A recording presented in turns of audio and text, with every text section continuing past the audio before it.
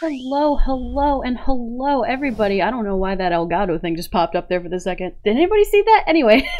Hi, everybody. Welcome. Oh my god, I'm so excited to be here doing this. Okay. Sasa Peruki, thank you so much for the follow, and welcome. Let me just wrap up a few things here. Okay, just confirming that I don't have any music playing right now. We are sitting here in complete and utter silence other than the sound of my voice, right? Cool, because I'm gonna because I have music that I'll be playing in the background. But I noticed literally when first reading, I think it was like the first 3 chapters that I read of my story here. My theme music was playing along with all the music that I worked so hard to make a playlist of. So now I'm like super attentive about that. So hello everybody, welcome. Welcome to my stream. So this is what I like to call Reality Chronicles. This is a reality that I made all on my own. So for those of you who don't know, this is a Kingdom Hearts alternate universe. So just take Kingdom Hearts, replace Disney with anime. The world of Full Metal Alchemist is essentially the Disney Castle equivalent. So there's going to be no Sora, Kairi, Riku, any of those, and no Disney characters, none of that. So, this is a project that I've been working on with my good friend, hello, I'm a Juicebox, who may or may not be in chat right now, for over 10 years. This is over 10 years in the making and counting. We're still working on it. But yeah, so, I mentioned earlier, whoever recognized that starting screen is eligible for a senior discount, because that used to be my starting screen back when I was quote-unquote the protagonist of this story. I had recycled her to be my VTuber persona in the beginning, and then I rebranded into who I am today. So now, you know, I can benefit by reading every aspect of the story, because when I was reading the story as the protagonist of the story, I had to cut stuff out in order to not read anybody else's perspective, because that kind of doesn't work. So, anyway, hi Kuma, welcome! So, where we left off last time, our protagonist, who is also named Minami, no affiliation, she has lost her home world and doesn't know where her best friend Kai has gone. She has been taken to the world of Full Metal Alchemist Amestris, where she has been tasked with being, you know, a Keyblade wielder. She's got to save the galaxy, in which she agreed to do so. Because that's pretty much her best chance of finding her best friend. Anybody who knows the Kingdom Hearts plot, it's gonna run in tandem with that. But just a little tweaked. So the last thing we did, where we left off last, was that Minami was told, okay, now that you're part of the Mestria military, you're going to be trained. You're gonna have some teachers. You got some learning to do. So, without further ado, I will get started. Also, chat, I need you to sound check for me. Make sure this music's not too quiet or not too loud. But hopefully this will work out. That should be good. In fact, I'm not ready for that music yet. Say stuff. Oh, say stuff with the music? Okay. I'm saying stuff with the music. We're not quite ready for that song yet, so I'll just take it as it is. So, here we are. Chapter 7. Minami noticed that the closer they got to noon, that the day got to noon, the more outwardly nervous the Elric brothers appeared to be. Even as they arrived at the entrance to the courtyard, they fell behind her, allowing her to walk a few steps ahead of them. Minami suddenly whipped around, managing to catch a split second of fear washed over Ed's expression before he quickly tried to hide it. "What's up with you two?" she asked, frowning. "You're acting weird." "Weird?" Ed put on a fake smile that wasn't even convincing. "What are you talking about? Everything's fine." "Nope, nothing weird about us," Al added, his tone an octave higher than usual. "Look," Ed pointed. "Here's your teacher." Minami looked over her shoulder to see a woman standing in the middle of the courtyard with her arms crossed. Her dark hair was in several braids that were tied back behind her head, and she wore a white dress, black leggings, and sandals. She didn't seem to be in a good mood. "Go say hi, Minami. We'll be over here cheering you on." Minami looked back to see that Ed and Al had moved back towards the entrance. "Wait!" She turned her back to the stranger, prepared to chase the boys. "Where are you going?" From behind her, Minami's new teacher cocked her eyebrow. "And where do you two think you're going?" Ed and Al froze. Busted. As the Elric brothers slowly shuffled back to Minami's side, She turned to face the woman, who had uncrossed her arms and was approaching them. The woman stopped in front of them, glaring down at Ed and Al before looking over Minami, her expression unfaltering. "So, you're the new Keyblade wielder," she said. "Minami, is it? I am Izumi Curtis." "Oh, thank you for the hydrate. Let me—" Ooh, I almost knocked over my water cup. Ooh, and a head pat! Thank you, Ichigo. I have to reach up a little bit for it. Ah! Okay. Oh, good stuff. Good old YouTube. Not liking my hotkeys. I don't know why I'm... Okay, I'm just gonna take a drink of water and just... It's fine. Thank you. For whatever reason, my water cup's not working. "Nice to meet you," Minami said, trying to put on a brave front as she bowed politely to her new teacher. "Normally, I refuse to accept pupils or even associate with the military, but given the current circumstances, I unfortunately had to make an exception," Izumi said with a sigh. "So, I'm going to be your magic instructor. Understand so far?" Minami quickly nodded, still a little intimidated. "Yes, ma'am. I'll do my best." "Good." Izumi nodded in approval. "Then let's begin. Summon your Keyblade, please." Minami quickly nodded. I'm sorry, what? "You got it!" Ed now stepped away from Minami to give her space, as she extended her arm and opened her hand. But nothing happened. "Well?" Izumi's frown grew deeper. The tension only made Ed now more nervous. "Sorry, Minami began to sweat herself, waving her hand expectantly. Still, her hand remained empty. Minami let out a weak chuckle. "Nerves, you know?" Izumi was clearly unimpressed. "Come on!" Minami whipped her arm out one more time. Flash! The Keyblade finally appeared in her hand. She, nor the Elric brothers, could contain a sigh of pure relief. "It's obvious you barely understand the thing," Izumi muttered, only letting out a sigh of impatience. "A Keyblade is a weapon composed of magic, but powered by one's heart and summoned by their will," she explained. "Our first step is going to be teaching you how to summon and desummon your Keyblade at your command. If you can't manage something as simple as that, you will be struck down at the start of a fight, and my two pupils will not always be there to pick up your slack." Minami flinched at those harsh words, only further revealing her nervousness. "Now then," Izumi continued, "think of the Keyblade as a literal extension of yourself and desummon it, like the claws of a cat receding back into its paw." "Oh, okay," Minami stammered, looking nervously down to the weapon in her hand. "The first step is to remain focused," Izumi reminded her, calmly. "As you said yourself, your nerves are affecting the connection between your heart and the Keyblade." "Right." Minami closed her eyes and took a deep breath.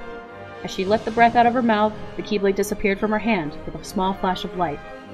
Minami opened her eyes when she felt the weight of the weapon disappear from her hand. "Hey, I did it!" "Good," Izumi nodded. "Now then, your next task will be to summon the Keyblade in the heat of battle." "Huh?" Izumi clapped her hands, and Ed and Al gasped. They both tried to warn Minami, but Izumi had already touched the ground. Sparks flew across the courtyard to Minami, and she could only watch as the earth below her feet was brought up to form shackles around her ankles. Minami looked down to see that she was anchored down to the spot where she stood. "I'm going to be attacking you," Izumi announced. "Your job will be to summon the Keyblade and deflect my attacks." "Huh?"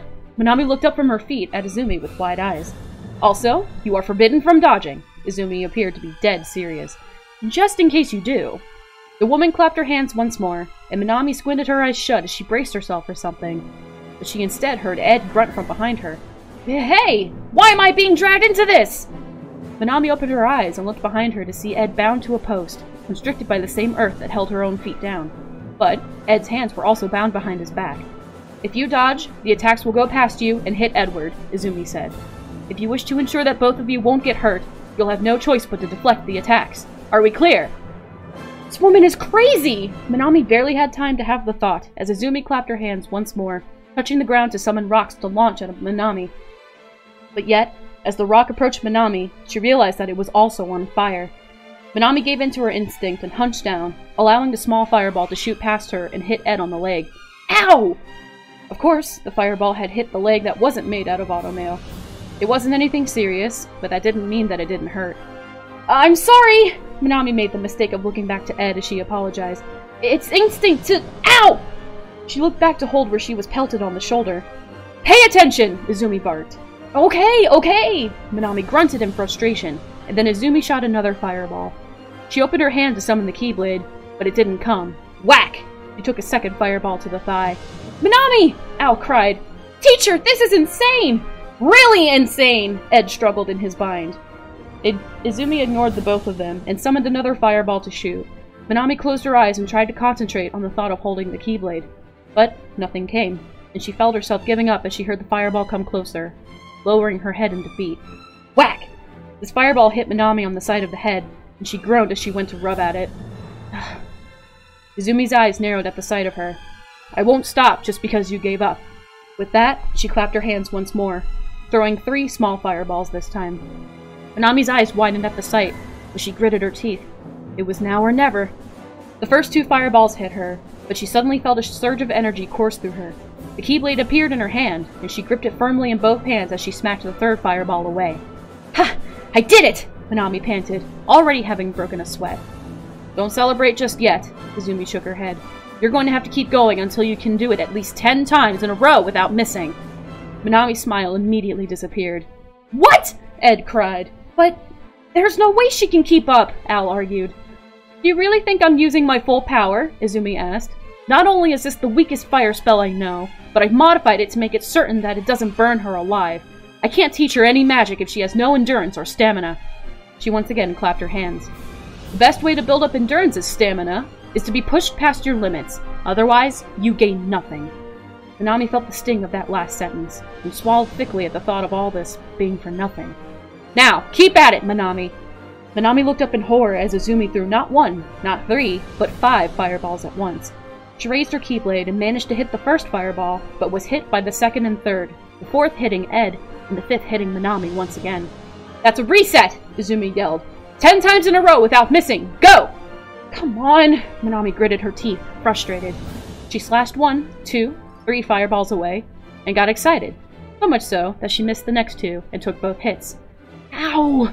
She hissed.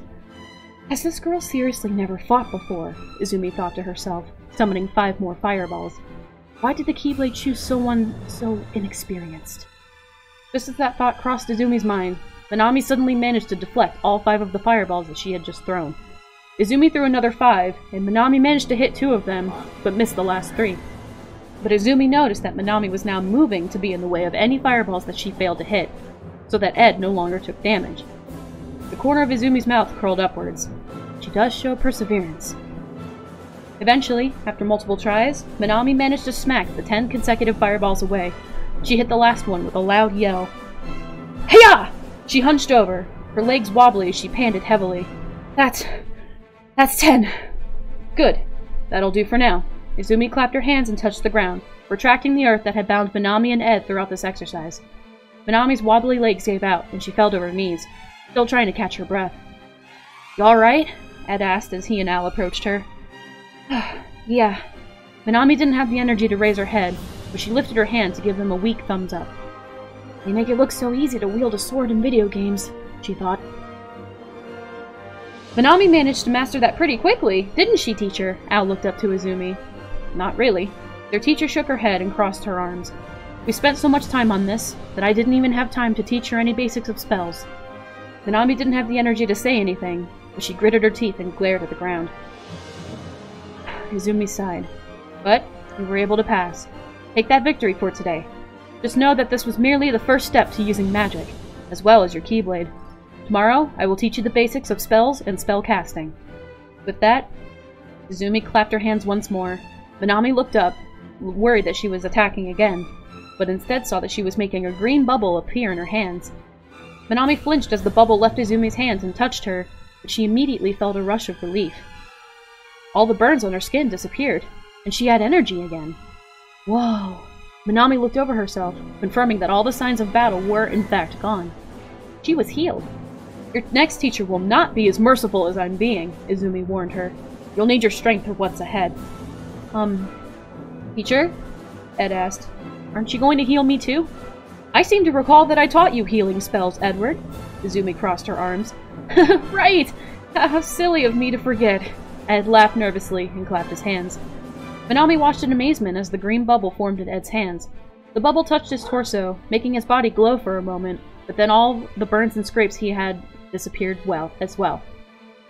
You're dismissed. Izumi turned her back to them and started to walk away, but she stopped to look at Minami over her shoulder. And good luck.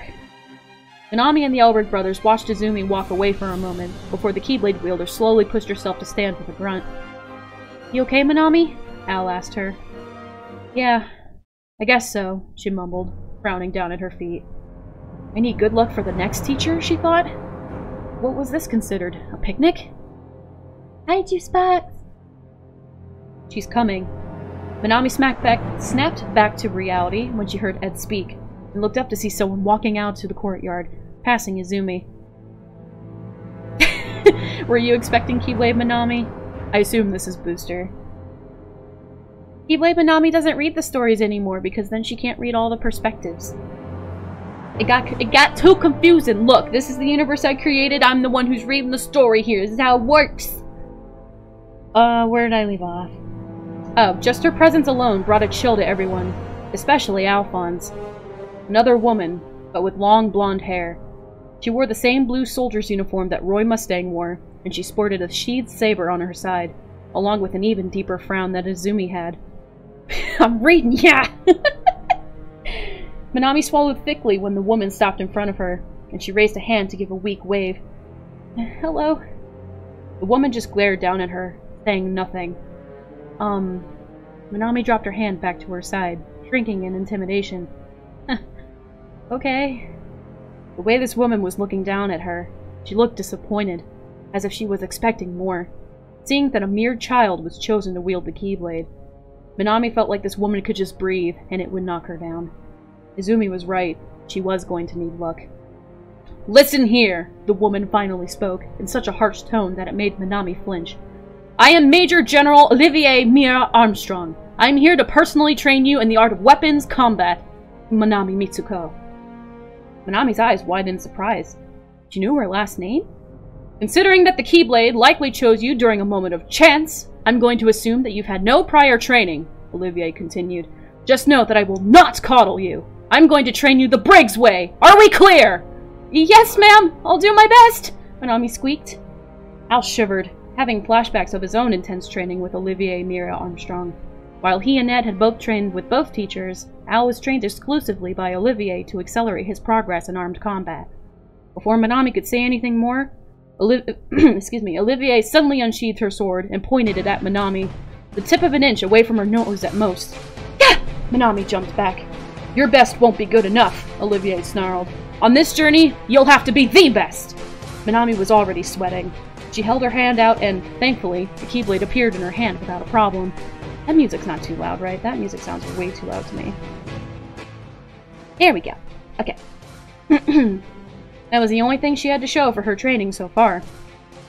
"Now then," Olivier pulled her blade back, but got in a battle-ready stance. "Come at me." "Huh?" Minami blinked. "It's clear you can't defend to literally save your life. Not that I expect anything differently from a novice," Olivier spat.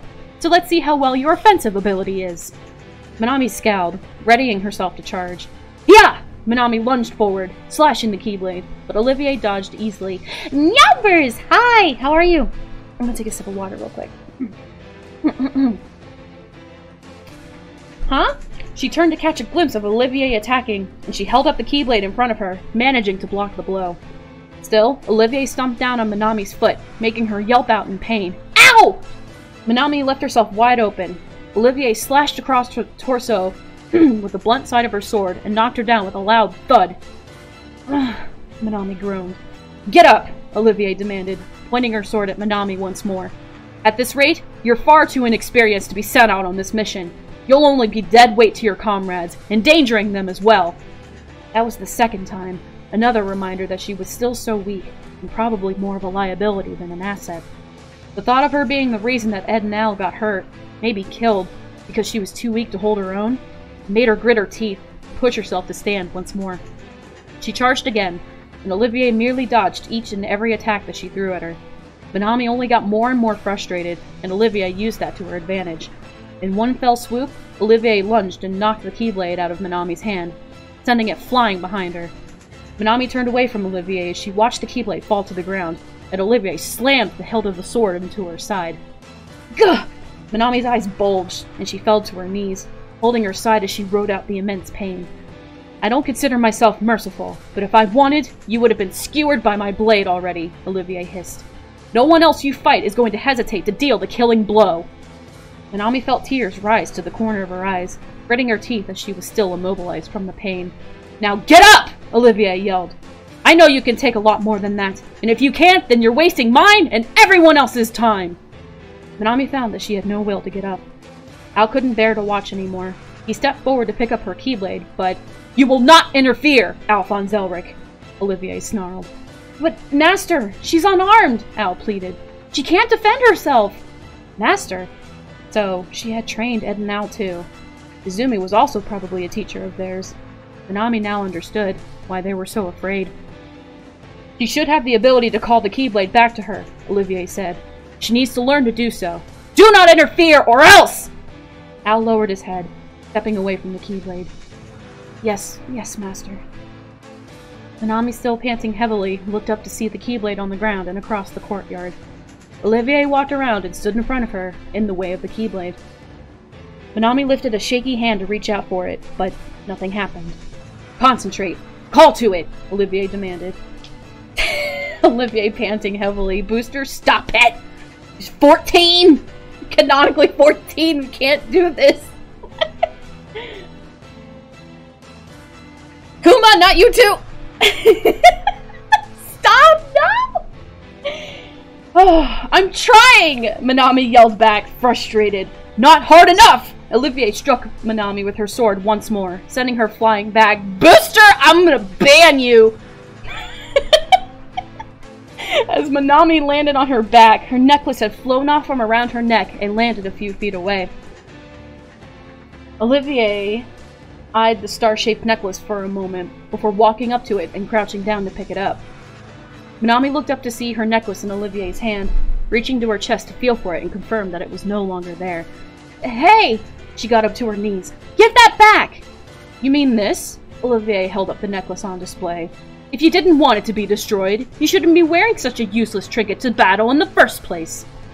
Minami pushed herself to stand up, frantically looking back and forth between the Keyblade and the necklace in Olivier's hand. If you want this thing so much, come get it. Otherwise, I'll dispose of it myself. Master, wait! Al cried. This is going too far! Ed protested. Olivier didn't acknowledge either of the Elric brothers' cries, throwing the necklace up into the air, and readying her sword to slash at it as it came back down. Minami felt panic rising within her, then reached for the Keyblade once more, wishing with all of her might, and it suddenly appeared back in her hand. But, unexpectedly, Minami threw her Keyblade at Olivier, and missed. Ed now gasped. Pathetic. Olivier pulled back her sword to strike the necklace, but suddenly, the Keyblade came back around, like a boomerang. Ed and Al's eyes went wide, watching as the Keyblade hit Olivier in the ankles and knocked her down to the ground. Minami ran forward and dove for the necklace, managing to catch it in her hands before it hit the ground. She landed on her stomach and lay face first in the dirt for a long moment, panting heavily as she closed her fingers tightly around her necklace. As Olivier went to sit up, Minami also pushed herself to sit on her knees, and she clutched the necklace closely to her chest. Minami is frustrated, you guys. Her back was facing everyone, but they could see that her shoulders were trembling. You may be my teacher. Minami looked over her shoulder to glare at Olivier, tears stinging the corner of her eyes. But I will not allow you to destroy what's most important to me. Yeah. Olivier said nothing as she rose to stand once more. Minami turned away once again, putting the necklace back around her neck before she pushed herself to stand on wobbly legs. I'm done. And with that, she turned to walk out of the courtyard. Sorry, I lost my place. There we go. Your lesson isn't finished, Olivier hissed, watching Minami approach the door that led inside the building. Yes, it is. Minami didn't look back as she kicked the door open and stepped inside, then threw the door shut behind her with a loud SLAM! Ed and Al just stood there, staring at the door Minami just walked through, both of them frozen in shock. No one had ever defied Olivier like that before, and lived to tell the tale. Well, what are you two doing? Olivier barked, snapping the two of them back to reality. Get going! It's your job to watch her, isn't it? Or do you need refreshment courses? No thank you! Ed and Al bolted across the courtyard and through the same door that Minami went through, quickly catching up with her. As they walked a foot or two behind her, the Elric brothers exchanged glances, neither of them knowing what to say, or if they should say anything at all. Minami didn't acknowledge them, because she didn't even notice that they were following her. She stormed out of the front doors of Central HQ, and the further down the street she walked, in the opposite direction of the Hughes estate, the more Ed now caught on to the fact that she was just walking in a blind rage. Al started. Do you know where you're going? Ed asked. Minami slowly came to a stop. No, I don't. She didn't turn to face them, but she clenched her fists tightly. Well, we can help you, Al offered, his voice soft. Where do you want to go? Home! Minami whipped around to face the Elric brothers, her teeth gritted. Where I want to go is home! But that's not possible, is it? Ed now flinched at Minami's sudden outburst, and she immediately felt guilty. She sighed once more, turning away from them as she ran a hand through her hair. The music keeps getting increasingly loud, like, please stop. I'm sorry, she apologized. That was uncalled for. It's okay, Al assured her. You're going through a lot. What's the point? Minami asked, still not looking at them. Why did this stupid thing choose the most useless person to wield it, if it's so damn important? She thought she would be better at this. She would always defend Kai and herself from bullies growing up. She did fine then, but now, all she was some novice. You're not useless, Minami, Al said, his voice soft. There's something about you that the Keyblade saw in you. Maybe it's the strength and resolve of your heart. Or maybe it's something that you don't even know yet. You're being too hard on yourself, Ed added. While I'm not one of the people who believes in destiny or anything like that, I do believe that things have a logical reason for happening. There's a logical reason why that Keyblade chose you. That's right, Al agreed. You definitely have hidden talent. Trust us. We saw it today. Minami slowly turned to look back at the Elric brothers. Really? Yeah, Al nodded. All this training is hard, but it'll be worth it. You'll see. And when in doubt, remember that we survived their training. And we don't even have Keyblades. Ed crossed his arms. Heck, Al and I had to survive on an island for a whole month by ourselves. And that was back when we were kids. Minami couldn't help but chuckle. Your world is absolutely insane when it comes to training regimens. Ed smiled sheepishly back at her, while Al hummed happily. Well, Minami sighed. I'll try to take your word for it. She paused, thinking for a moment. Be honest. How dead am I for storming out like that? He asked. Huh, you're toast, Ed said, matter-of-factly. Brother! What? She said to be honest!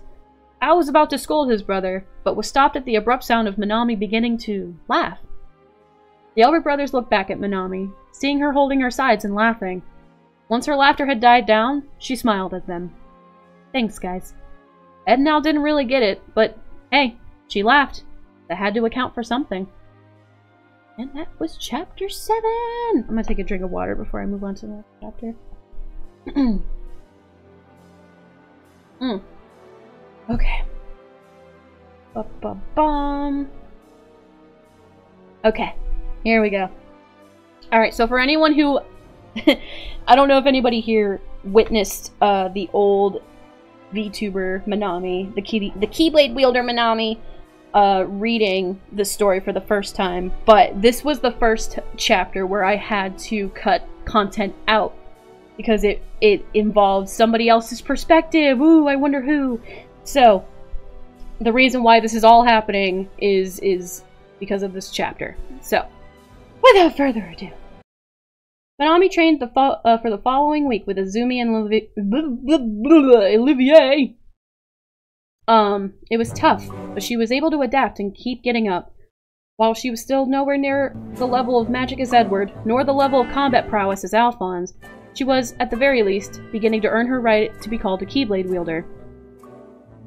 In this 1 week, Minami learned the fire, thunder, and blizzard spells. She had perfected the art of summoning and desummoning her Keyblade, as well as calling it back to her if she was ever disarmed. She also excelled at fighting in close range, and even found herself to be able to parry and defend better against Olivier's attacks. Of course, while it was imperative that she trained hard and learned as much as she could, Minami needed her rest as well. Minami woke up on a sunny day. She was greeted by Maze, who informed her that she had the day off today. You know, Minami, me and my family were thinking of catching a film today, he mentioned. You and the boys are more than welcome to join us. It could help you take your mind off of all of this. Minami blinked in surprise, excuse me. A mistress had movies? Oh, I'm sorry, Maze apologized. Are you familiar with films? Yeah, Minami nodded. I was just surprised to hear that you have them here too. A film, huh? Ed thought for a moment. I don't think we've ever stepped into a theater before, have we, Al? Nope, Al shook his head. We've always had our noses buried in books. Minami thought for a moment. If it was 1920 here in Amestris, that meant that their films were probably black and white. It was even possible that they were silent films. Still, it sounded like fun. Are you sure? She asked. I don't want to impose. Nonsense, Maze laughed, smiling as Gracia and Alicia appeared behind him. We love having you around. Plus, it would mean a lot to Alicia. Isn't that right, honey? Come on, big sis! Alicia pulled on Minami's pant leg. Please come! You wouldn't be able to say no to that face, would you, Minami? Maze winked. Minami let out a soft chuckle, patting Alicia on the head. Nope, I sure wouldn't. Why is this music so loud? Stop it. Okay. And so, the Hughes family took Minami and the Elric brothers to the movie theater. As they stood in line to get tickets, Minami looked up to Maze and Gracia. Thank you again for bringing us, she thanked them. Of course, Maze beamed back at her. You'll be off on other worlds soon enough, and who knows how often we'll be able to see each other again. Wouldn't feel right for you to leave so soon without showing you a little of what our world has to offer. We know how difficult all of this has been for you, Gracia smiled softly. We know we can't take the place of your real family, and I'm sure this whole world in itself is different from yours, but hopefully we can help you feel a little less lost. Minami was honestly touched to hear that, and it made her smile from ear to ear. Thank you. Little did they know, they were being watched. Two people stood atop a building nearby, watching Minami smile and laugh at the Elric brothers and the Hughes family. See? It's just as I told you. Lust crossed her arms under her large chest. Look at how happy she is. She seems more content to just leisurely spend time with those boys, opposed to searching for you. Kai's eyes narrowed at the sight of it. It doesn't mean that she's already forgotten about me, right? Minami, seeing her smiling and laughing now, did she really forget about him after all? Forgotten about you may not be the right term, boy. Lust shook her head. Perhaps it's more like she's replaced you. I flinched at those words. Those boys she's with, they're much stronger than you ever were, so she never has to worry about them holding her back, he continued. She's really enjoying their company, don't you agree? So much so that she's not even mourning her so-called best friend. She simply believed that you've passed away, and she's already moved on. Kai felt anger rush through him, causing him to clench his fists. But then, the feeling of hopelessness washed over him, and he loosened up. Well, that's good, right? I mean, this means she's not hurting anymore. He tried to reason, doing his best to maintain a smile, but that didn't stop the tears from falling out of his eyes. I wouldn't want her to be crying over me. It would be selfish enough to wish her to suffer, wouldn't it? Kai didn't see, but Lust smirked from behind him. And that's exactly why she's already moved on. She told him, You have no value in yourself. But what value could she possibly see in you? At this point, it's clear the only reason she even tolerated you was just pity. No! Kai whipped around to face her, gritting his teeth. That's not why we were friends! He paused, suddenly doubting himself. Was it? He whispered, his eyes lowering to his feet. I wasn't holding her back, was I? Or maybe she was holding you back, Lust replied. She never let you fight your own battles, and instead just hogged up the glory, keeping you from discovering your true potential. You've seen what you're capable of firsthand. Kai's eyes narrowed, and he said nothing. He was still just as confused as ever. He looked back one last time to Minami, to see Minami walking into the theater with her new friends. He sighed sadly, turning back to Lust. Let's just go. And with that, they both disappeared inside the dark portal. Just as they did, Minami had stopped at the entrance to the theater, and looked behind her. She got a strange feeling all of a sudden. But why? She couldn't help but feel like she was being watched just now. Minami! Al called from inside, snapping her out of it. She looked back to see the suit of armor holding the door open. You coming? Yeah, Minami nodded, dismissing the strange feeling as she went to follow everyone inside. I gotta say you did an awesome job when you wrote this. The Full Metal characters are all in character perfectly. Ah, Majima, thanks! Wow! Okay, here we go. You guys ready for like the super most copyrighted song? Hopefully it's not too loud. It is a big FMA stand for you. Hello. The second week of training came and went, and Minami was only improving. Izumi had taught her how to use the Keyblade to lock, as well as unlock any kind of door that she had faced. Meanwhile, Olivier taught her more advanced combat techniques for countering, as well as refining her newfound boomerang skill. She could even hold her own against Ed and Al now, often fighting them both in sparring matches to help her better fight more than one opponent at once. A few times, Ed had woken up to find Minami in the backyard of the Hughes estate, already working out or sparring with Al as the sun was rising. At the end of the second week, Minami had decided to stay after training to get some extra practice in on the training dummies. She had her hair pulled back in a ponytail, and her earbuds were in her ears. She found that blasting music while training not only upped her morale, but also made it easy for her to get into a zone. She would line the wires of her earbuds under her shirt so that they wouldn't get in the way, while she hacked, slashed, and casted spells on the training dummies. Can you guess what song she's listening to? Around her, training dummies were on the ground, slashed open with the fluff spilling out. Others were singed from fire and thunder spells. Minami took out one... Jeez, why can't I read? Minami took out the last training dummy with a fireball, then yanked on the wire to her earbuds to pull them out of her ears. As they dangled over the neckline of her shirt, she put her hands on her hips and panted as she leaned her head back up to stare at the lights shining down on her. She wasn't perfect, but she was still far from the clumsy and awkward novice that walked in 2 weeks ago. Right now, she looked like a real Keyblade wielder. Not bad, Minami, Ed complimented her, as Al brought her a towel and a bottle of water. You're improving so much at this rate. Al stopped mid-sentence when he noticed Izumi and Olivier walking into the room. He and Ed immediately stood at attention. Minami, who was drinking out of her water bottle, turned to see her two teachers approaching her. She pulled the bottle from her lips and swallowed the water before greeting them with a smile. Hey! Well, it's been 2 weeks, and honestly, you've improved at a rate that we didn't expect, Izumi said, gesturing to all the training dummies all on the floor around them. Oh. Minami blinked in surprise at the compliment. Thank you. But don't get too cocky, Olivier cut her off. You've still yet to actually fight for your like in a real battle. To me, you're still a novice who still has a lot left to learn. Okay. Minami frowned a little, unsure of what to think of this conversation now.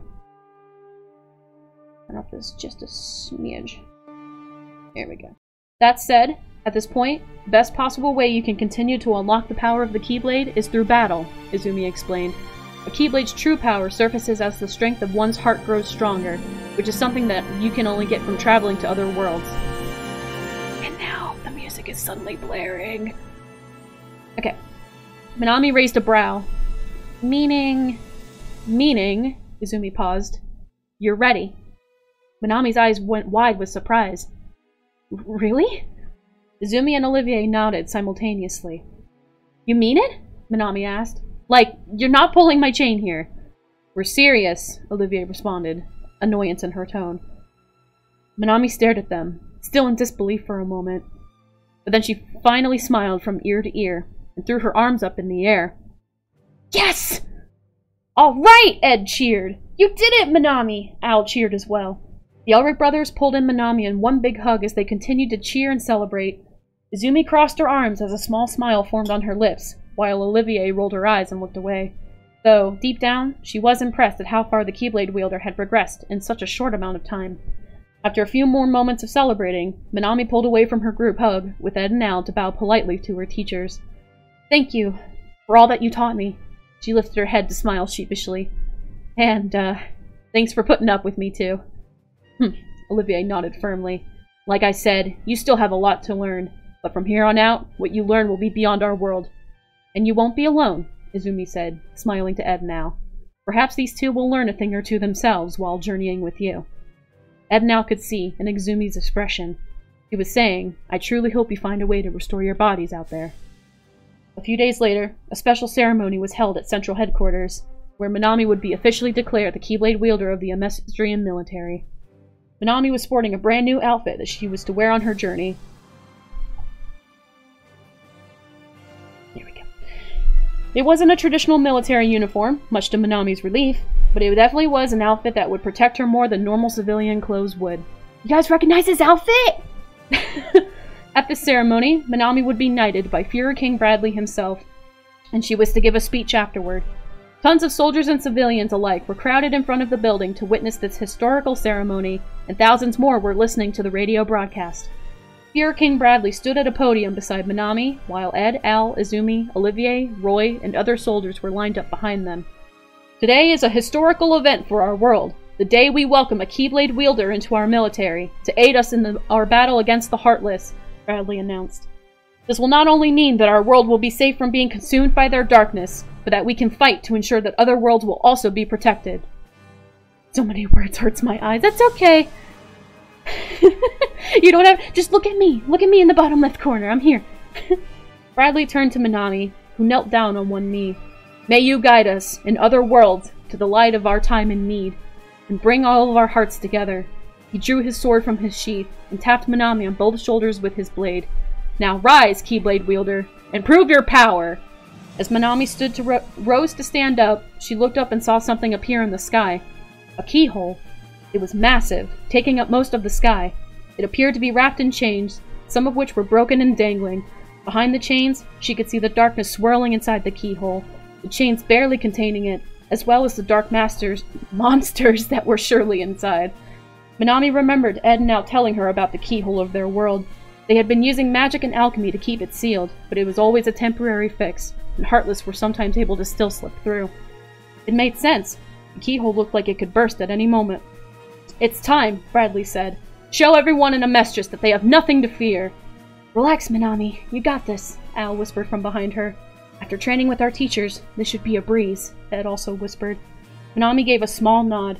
She held out her hand, and the Keyblade appeared instantly. She was told that, to lock a keyhole, she had to point the Keyblade at it and summon the will in her heart to seal it. She had practiced on normal locks, like those that were on doors and safes, but this lock was a humongous in comparison. Minami took a deep breath, taking the Keyblade in both her hands and pointing it up to the sky, aiming at the tip of the keyhole. She closed her eyes and tried to concentrate. Just like the locks we worked with before, she thought. But, for a moment, nothing happened. Excuse me. Ran out of music, it's okay. We'll just skip to like here. No, I want a little bit further in this. Here we go, okay. But for a moment, nothing happened. For Minami, this moment felt like forever. Still, she didn't give up. She focused harder, until the Keyblade started to glow, and sparkles began to float around her. Minami opened her eyes and looked back up to the keyhole in the sky, wishing with all of her might to lock it. Ping! A beam of light shot out the tip of her Keyblade, directly into the keyhole. It immediately destroyed the chains, and filled the keyhole with light, eradicating the darkness within it immediately. Still, the light was so bright that everyone had to shut their eyes. Thunk! A loud click boomed through the sky, and everyone looked up to see where the keyhole was now shining a bright, warm light, completely free of darkness. The crowd exploded in a roaring applause, making Minami smile sheepishly and wave nervously. Let the sealing of our keyhole not only show that we're in great hands, but that our military will support the Keyblade wielder through her journey to other worlds to rid the Heartless threat, that we may usher in a new era of peace, not just for our world, but all others, Bradley announced, then stepped off the podium. It was now time for Minami's speech, which frankly, she was more nervous about than sealing the keyhole. He wasn't a stranger to the feeling of stage fright. Minami stepped up to the podium, looking down at the crowd of soldiers and civilians, spotting some people she recognized, none of which were Kai. Minami frowned a little, not saying anything for a moment, even as the crowd quieted down. The crowd did not die, they quieted down. Ed and Al exchanged glances. She wasn't choking on her big speech, was she? Finally, Minami took a deep breath and then began to speak. If any of you told me a month ago that I would be here doing— They're all dead! This is a really cool moment. I'm actually gonna put on a different song really quick. That was a song that I ended up not using before. What's this one? Oh, cool, it's only a minute long. If any of you told me a month ago that I would be here doing this, I would have laughed, she began. I had no idea about the threat of darkness, but I then experienced firsthand the terror of losing my home to it. My biggest regret is that I couldn't save my best friend, whose whereabouts are currently unknown. Minami paused to take a shaky breath, and it was because of that fear and hopelessness that the Keyblade chose me to wield it. It gave me hope, along with the opportunity to fight back. I may be from another world, but that won't stop me from defending yours, mine, and all others. Today marks the beginning of no longer giving in to the fear of darkness. She pointed her Keyblade up to the sky, and instead of looking towards a future as bright as that keyhole, I swear, as long as my heart still beats, I will use this Keyblade to pave the way towards the future. Minami was welcomed with another round of thunderous applause, which she patiently waited to die down before continuing to speak, as her smile faded. And, Kai, if you're somewhere out there listening to this, I promise, I'll find you. I'll get our home back, and we'll go home together. Minami then proceeded to step down from the podium, and the crowd cheered for her once more as everyone left the stage. From here, Minami would embark on her journey. As she walked down the corridor to the Gummy Garage with Ed and Al by her side, soldiers lined both sides of the long hall, saluting them as they passed. She noticed Alex Louis Armstrong among the soldiers, saluting with one hand while wiping away tears with a pink little handkerchief with the other. At the end of the corridor, in front of the doors leading to the garage, stood Roy Mustang, Riza Hawkeye, Winry and Panako Rockbell, and the Hughes family. You did great, Minami, and you're going to continue to do great things. I know it. Gracia hugged Minami. You boys be sure to look after her, alright? Don't worry. Al and I'll keep her safe, Al assured her, his brother nodding in agreement. I know you've taken a lot of big steps already, Minami, but this is going to be one of the biggest yet. May stepped up to Minami. Either way, I know we're in good hands with you. Also, if you guys ever need something to brighten your day, Maze pulled out a photo and held it up to her. Here's a picture of Alicia! You'll have her little smile wherever you go, right, sweetie?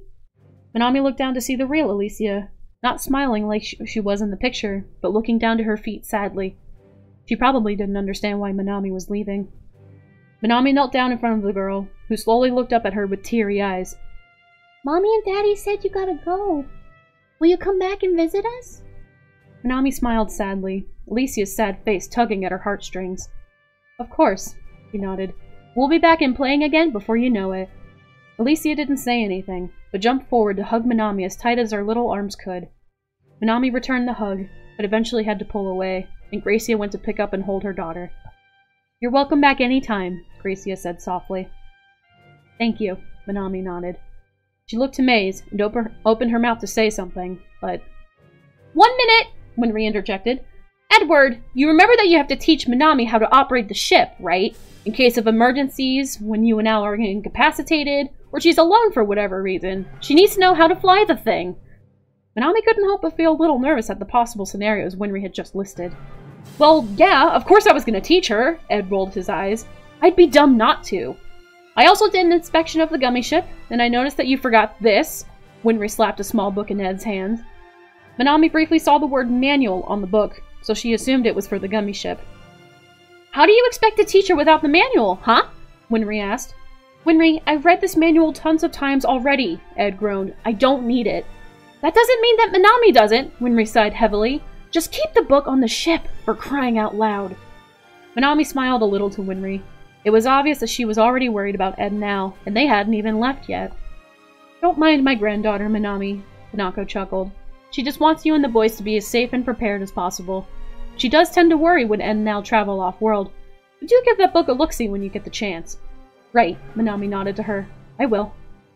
By the way, Minami, Winry leaned in to whisper to her. I know that Ed and Al are coming along to look after you, but could you please look after them too? Huh? Minami blinked. Edward can be a hothead, and Al can sometimes be too nice for his own good. I'm not going to be there to slap some sense into them, but I'm sure you'll be able to take charge and keep them in line if you have to. Minami couldn't help but grin. Yeah, I will. I promise.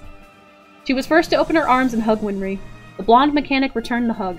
Minami pulled away from Winry and once again looked to Maze. He smiled back at her, ready to listen to what she had to say first. She opened her mouth to speak, but for whatever reason, she only found herself getting emotional. Tears finally spilled out of her eyes, and she quickly went to wipe them away. Sorry, she sniffled. This is weird. No reason to apologize, Manami. I understand, Maze assured her. This is all still new, and things keep changing for you one way or another.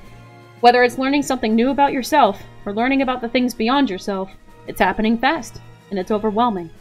Look at it this way. Everything new that comes your way means you'll grow more, and every new thing is just the next step to getting your friend and your world back. Yeah, Manami nodded, still wiping her tears. Just remember, no matter what happens, our hearts will be with you, and vice versa. You'll always have a home here, no matter what. Mace opened his arms. Manami reached to hug him, just as tightly as Alicia had hugged her earlier. Excuse me. After hugging and drying her tears, Manami pulled away to look at Roy Mustang, Riza Hawkeye at his side. You be safe out there, he said to her. I will, Manami nodded to him. She turned to look at the door to the garage, but then remembered something. Wait. She reached into her pocket. One more thing. She pulled out her cell phone before looking at everyone. I was wondering if we could get together for a group photo? Everyone other than the Elric brothers and Winry all exchanged confused looks. Oh, right. Manami chuckled nervously. This device has a camera, so I was hoping we could all take a photo together? She turned on the front-facing camera, holding her phone as high as she could, and everyone saw their reflection in the screen. Oh, Winry was super interested. That's it, Manami directed everyone. Everyone squeeze in close. We're all friends here. When everyone leaned in to fit in the frame, Manami looked back at the camera, smiling brightly as she could. Alright, say Keyblade! Keyblade! Manami snapped the picture, and then lowered her phone to look at the picture. Satisfied, she held up her phone to show everyone. It was a perfect photo. Manami was at the front and center, surrounded by everyone who helped her get this far, with big smiles on their faces. Came out perfect, she beamed. Thank you! And with that, Manami boarded the gummy ship with Ed and Al. They strapped into their seats, Ed taking the pilot's seat. Manami looked out the window to see everyone standing a safe distance away, watching as the ship started its engine.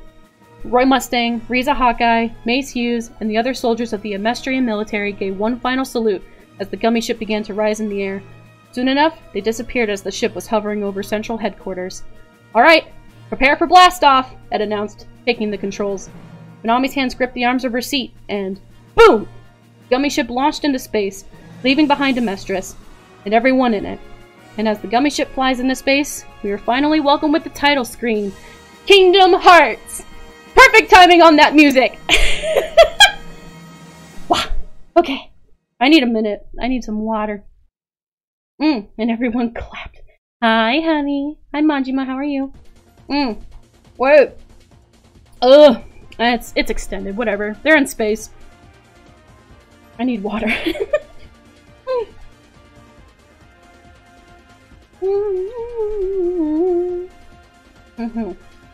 Okay. Well, how do you guys like it so far? We've officially, I mean, okay, this won't be the last time we'll be in Amestris, but we're now going to our first world. It's gonna be great. Oh man, this is gonna be a turning point for some people. This is either gonna get people hyped, or this is gonna be like, okay, this is too cringe. Okay. Let me just, hold on. I'm gonna mute my mic. Give me 1 second.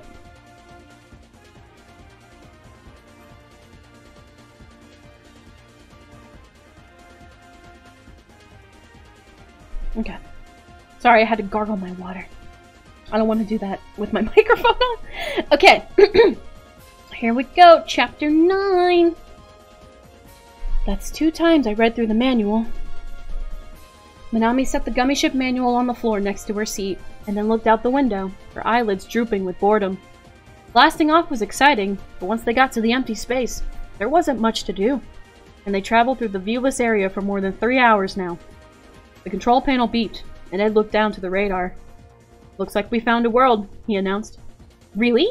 Manami got up from her seat and went to look over his shoulder.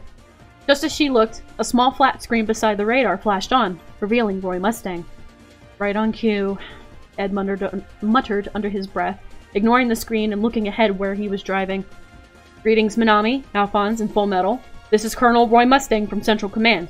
I trust so far your travels are going smoothly. I've received the alert that you're approaching your first destination.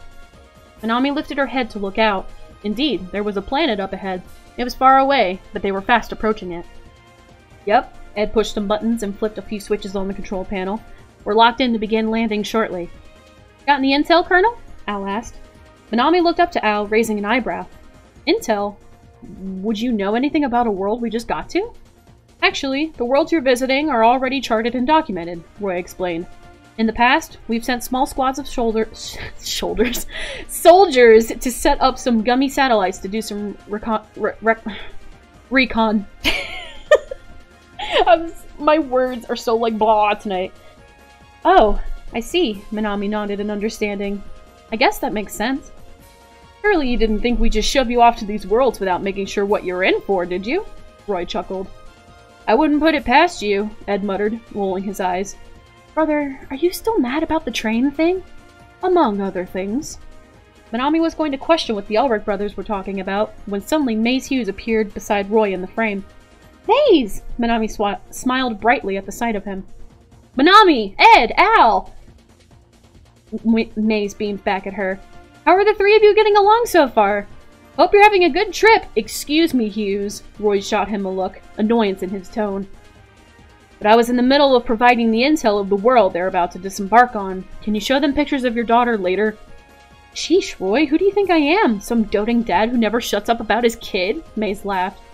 That's exactly who you are, Roy grumbled, but May seemed to ignore him.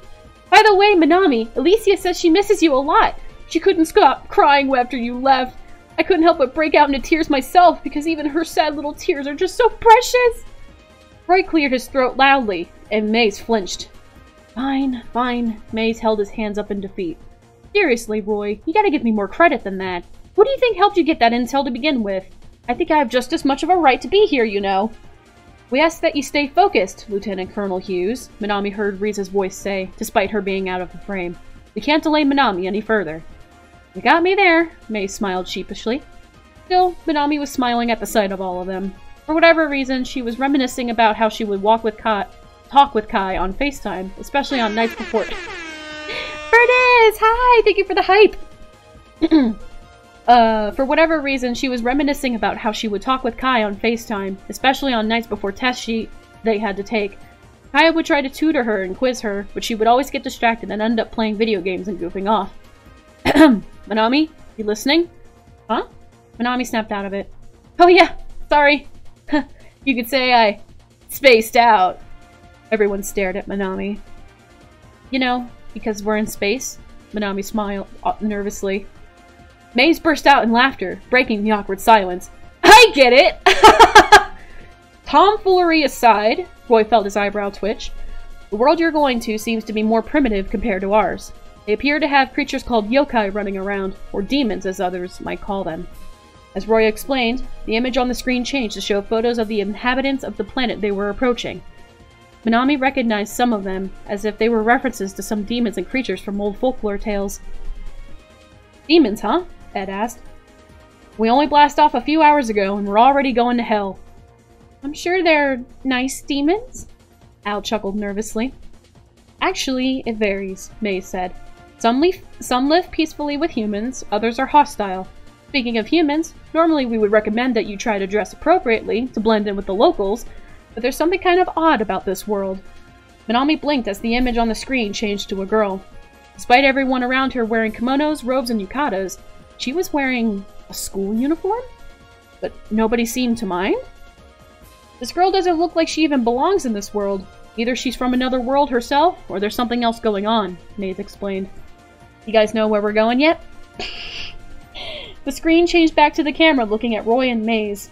With this in mind, you three should be able to go in as you are. But just keep in mind, you'll probably find yourselves attacked by both Heartless and Yokai, so be on your guard. Right, Minami nodded. That'll be all, Roy finished, giving a salute. Good luck, Maze saluted as well. I know you can do it, you three. Oh, and maybe you can bring my daughter a little souvenir? A hand reached in the frame to grab Maze by the ear, the transmission cutting out right as he let out a yelp. Well, that's that, Ed looked up to Minami. Ready, Minami? I think so, Minami nodded, trying her best to not outwardly seem nervous.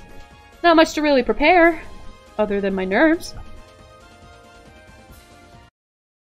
And so, Ed, Minami, and Alphonse landed the gummy ship. They found themselves in a rather lush forest. Here, the only sounds were of birds chirping. Minami stepped off the ship to see a village in the distance, as well as some shrines. People were walking along dirt roads, some carrying baskets of fruit. "So, Minami, how's it feel stepping onto another world?" Al asked, as he and Ed stepped beside her. "Weird," Minami admitted with a weak chuckle. "It was weird for us too," Al said. "Hey brother, remember the time we fought that black-haired boy and his dad?" "Yeah, but it turned out that boy could transform into a red-haired girl with just a splash of water." "Something about a curse?" Ed shrugged. "And his dad could turn into a panda," Al added with a chuckle. Minami blinked. "How many worlds have you been to, anyway?" Ed looked up and thought, as if he were counting in his head. "A handful," Al answered. "About a dozen. Though some of them were either completely abandoned, while others have been consumed by darkness since. Hopefully by the end of this, we'll be able to restore those lost worlds." Minami looked down to her feet, feeling nervousness rise within her. "Yeah. Come on, we need to get moving." Ed didn't want to let Minami start doubting herself before they even did anything. "We should start by heading over to that village and asking around. Maybe we can learn something there." The trio turned to walk through the trees toward the village, but they stopped dead in their tracks when they all heard a strange sound. Something like a combination of a grunt and a hiss. Something that sounded from neither like man nor beast. Minami felt a shiver run up her spine, and she swallowed thickly. "Tell me that was somebody's stomach." "I don't have a stomach," Al whined. "Well, there's only one way to find out." Ed whipped around and rushed to hide in the trees. "Ed!" Minami and Al both yelled, scrambling to follow him and duck in the brush. They followed the sound of the noise, and Ed pulled back some branches to reveal a bunch of Heartless, circling around a small, defenseless creature. The Heartless seemed to be a little different. While 5 of them were the same Shadow Heartless that Minami saw before. There were other types. 3 of them looked like Kappas, while 2 were basically enlarged centipedes. Minami couldn't see past the Heartless to make out what creature they were attacking was, but it was backed up against a wooden wagon, trying to defend itself with a giant paintbrush. Minami stood up and summoned the Keyblade. "We gotta help!" Right after, Ed clapped his hands and transmuted his automail arm into a blade, while Al transmuted a lance that stood as tall as he did. The centipedes noticed them first, and slithered over to attack their ankles with their pincers. "Ew, ew, ew, ew!" Minami jumped back, casting fire at the one that came closest to her, and setting it on fire. Minami was about to strike it down as it writhed and twitched on the ground, but the other centipede reached to bite its own tail, becoming a wheel that rolled over to ram into her. Gah! While she was distracted, the first centipede rolled away the flames on its body and got back up. "Oh man," Minami groaned to herself and got in a battle-ready stance in front of the centipedes. "Come on, you got this." Meanwhile, one of the Kappa Heartless started to fling discs of water at the Elric brothers. "Making noodles?" "That's good." Ed quickly conjured fireballs to deflect them, but the Kappa was throwing more water discs than he was transmuting fireballs. It was quick for Ed to lose the match of speed and got hit by 3 water discs. They splashed on impact, but they felt more like getting hit by rocks. Urgh. "Thunder!" Ed clapped his hands, and then raised his automail blade and summoned a lightning bolt down on the Kappa, taking it out immediately. Meanwhile, Al used his lance like a club to smash down on the Shadow Heartless, launching them up above him. He then spun his lance to juggle them in the air, dealing numerous blows. However, one of the shadows fell out of the juggle pile and managed to headbutt him from behind. While Minami fought off the centipedes, she caught a glimpse of the creature that they were saving. It looked like a little cow, wearing glasses, still waving its paintbrush frantically to keep any threatening Heartless at bay and away from its wagon. Minami looked back to the centipedes, aiming her Keyblade and casting a fireball. The one she had set aflame earlier was destroyed, but the other centipede was knocked back, towards the cow she was protecting. The cow frantically bopped the centipede on its head with its paintbrush before Minami ran over to smack it away with her Keyblade. Oof! Al was dogpiled by Shadow Heartless, but he was strong enough to stand once more and throw them off. He drew back his lance and stabbed the 2 of them together, destroying them both. Ed ran circles around the Kappa Heartless as they threw their water discs, before transmuting a giant stone fist out of the ground to punch one of them, smashing into it and crushing it against the other. The remaining centipede that Minami was fighting went to bite its tail, once again rolling into a wheel. As it rolled towards her to ram into her, Minami stood her ground and held the Keyblade in front of her. "Learn to guard!" Minami deflected the centipede, and it fell flat on the ground, stunned. She took this opportunity to lunge forward and stab her keyblade into it, destroying it. She had no time to celebrate. There were still 2 Kappa Heartless that threw water discs, this time hitting Minami and Al and dealing some damage. Ed jumped up on the stone fist that he transmuted earlier and jumped down on one of the Kappa Heartless, plunging his automail blade through its head and taking it out. "Brother, think fast!" Al swung his lance like a baseball bat and hit one of the Shadow Heartless so hard it flew across the battlefield and slammed into the remaining Kappa Heartless. "Blizzard!" Ed summoned ice spikes that skewered the 2 Heartless and destroying them both. "Minami, you're up!" Al swung his lance to smack the last Shadow Heartless at Minami, and she gracefully slashed it in half and destroyed it. Once she confirmed that they had defeated the last of the Heartless, Minami smiled brightly as she swung her keyblade over her shoulder. "We did it! Is that cow thing all right?" Excuse me, Ed asked, and everyone turned to look back. The cow appeared to be unharmed, and she took a deep sigh of relief, then adjusted her glasses before approaching the 3 of them. She bowed respectfully, then handed a card to Minami with both hands. "A gift card?" Minami asked aloud, inspecting the back and finding a name. "Arakawa?" Minami looked up from the card. "Is that your name?"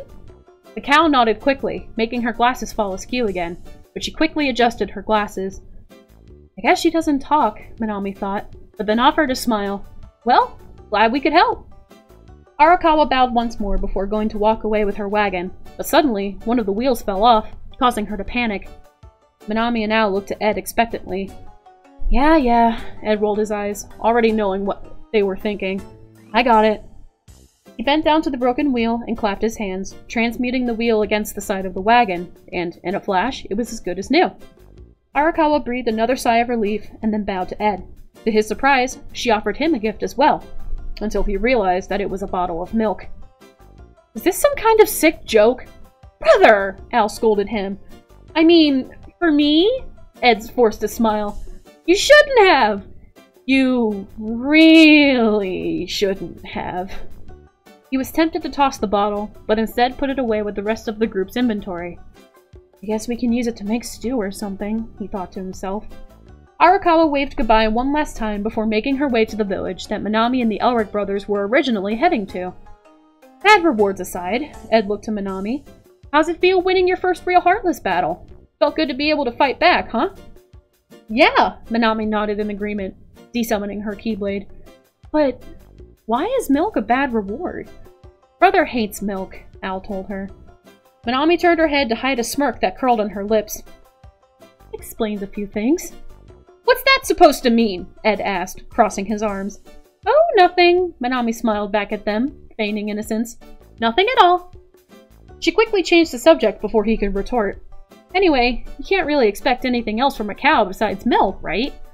Before Ed and Al could respond, they froze at the sound of they froze at the sound of rustling in the bushes. More Heartless suddenly jumped out. Some shadows, others yokai. "Already?" Ed got in a battle-ready stance. "I guess we're not done yet." "Ready for another round, Minami?" Al asked, as he and Minami summoned their weapons once more. But then... Iron Reaver Soul Stealer!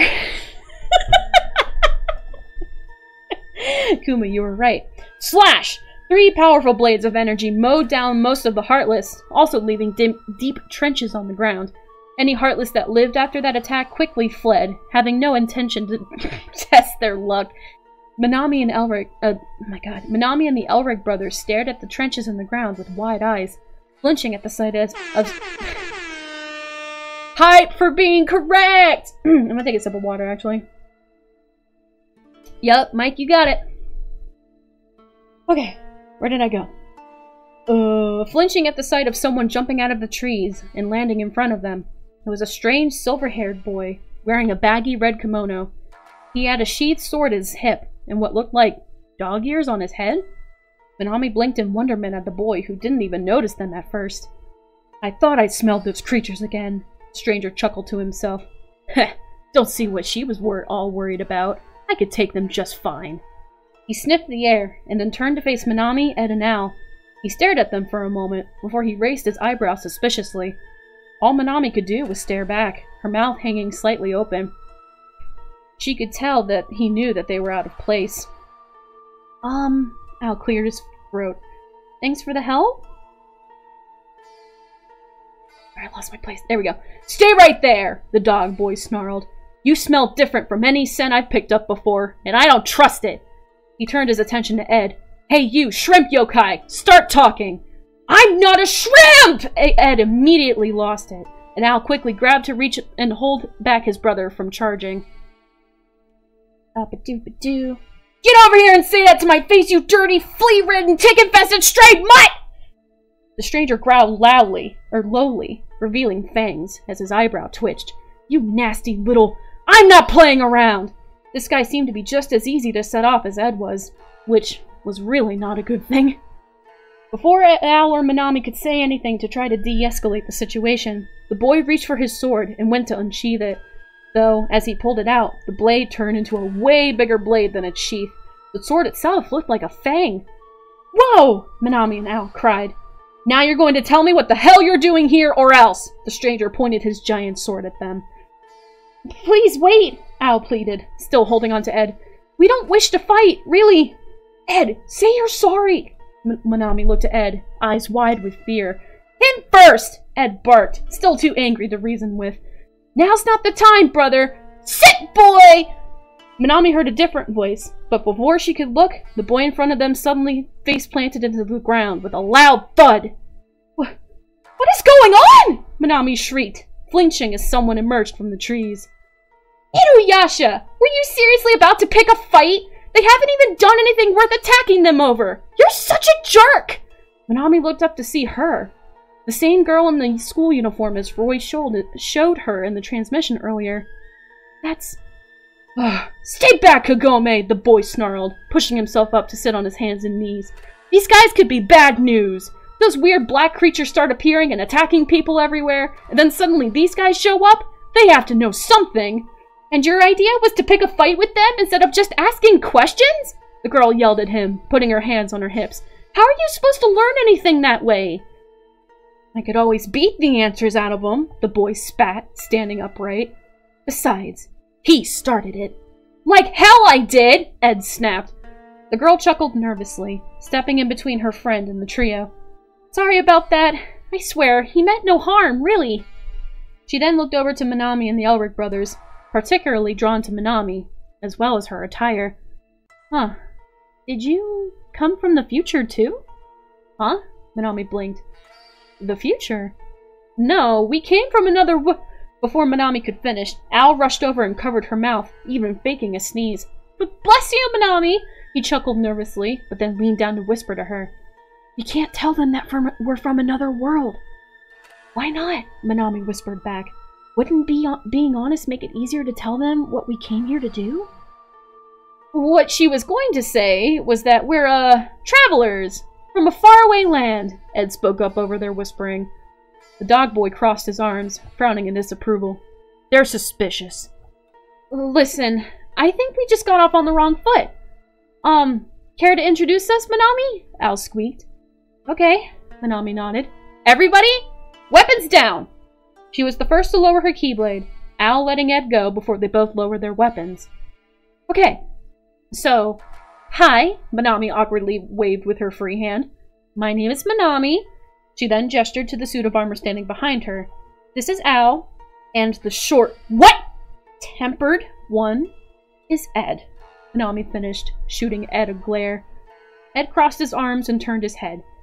Nice to meet you, the girl in the school uniform smiled. I'm Kagome Higurashi. Kagome looked to the boy with the dog ears expectantly, and he rolled his eyes as he sheathed his sword. That sword shouldn't have been able to fit in that sheath, but it did. Kuma. I'm Inuyasha, he grumbled. Now that we got introductions out of the way, explain. Well, you see, those creatures you fought, they're called Heartless, Al explained. If we don't find out where they're coming from soon, they'll continue to spread and slowly consume everything. I knew it, Al frowned at Kagome. Inuyasha frowned at Kagome. Told you they knew something. Heartless? Kagome blinked. Is that what they're called? Yeah, Ed nodded. They're basically beings of darkness devoid of emotions. Minami is here to take them off your hands. And how does she plan to go about that? Inuyasha looked at Minami, his expression judgmental. Minami tried not to let herself get intimidated under his hard look. If anything, it was hard to explain what she was here to do if she wasn't particularly allowed to tell them the truth. Well, you know, I was gonna destroy them? But she smiled nervously. Inuyasha only frowned deeper. Last I checked, I just took them out for you. Hey, we took some out before you showed up, you know, Minami retorted, feeling a little defensive. This isn't going well, the Elric brothers thought. Actually, she's going to seal them away, Ed stepped in. We just need to figure out where they're coming from so she can get rid of them once and for all. And then we'll be out of your hair, Al nodded in agreement. We promise. I don't trust them, Inuyasha crossed his arms. This could be another trick. They could even be working with Naraku. Naraku? Minami blinked, but neither of them heard her. Well, we kind of have no choice, Kagome shook her head. They seem to know more about these strange creatures than we do, and they're the best lead we got. We can't afford to be too paranoid.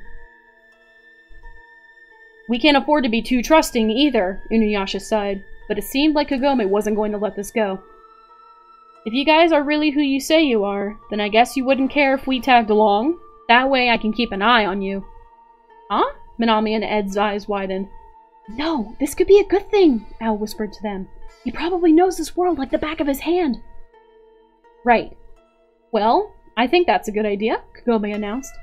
I mean, with the others missing, we're gonna need all the help we can get. Hold on, Minami interjected. You said people are missing? Kagome nodded slowly, looking down sadly. Yeah, our friends. Ever since these weird creatures showed up, we haven't been able to find them. Minami looked back to see Ed with the same worried expression that she herself wore. Minami looked back to Kagome and Inuyasha. I'm looking for someone too. We might find them all at the same place. I think we should work together, if that's okay. I was the one who suggested it, Inuyasha rolled his eyes. Yeah, Minami rubbed the back of her head. Right. Let's head to the village for now, Kagome suggested, and everyone nodded in approval before they began to walk. Inuyasha and Kagome have joined the party, and we have arrived in the feudal era.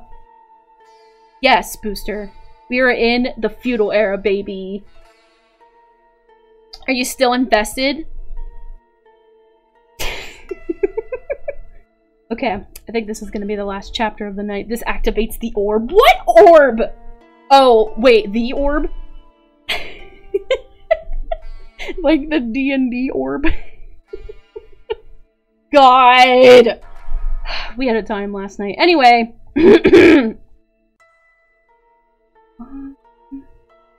Oh, shoot. I apologize. We were supposed to have the sit happen. The sit song. When Inuyasha got sat. So I'll just have that play for a minute. Just imagine that this song was playing when Inuyasha got sat. More waterfall. Okay.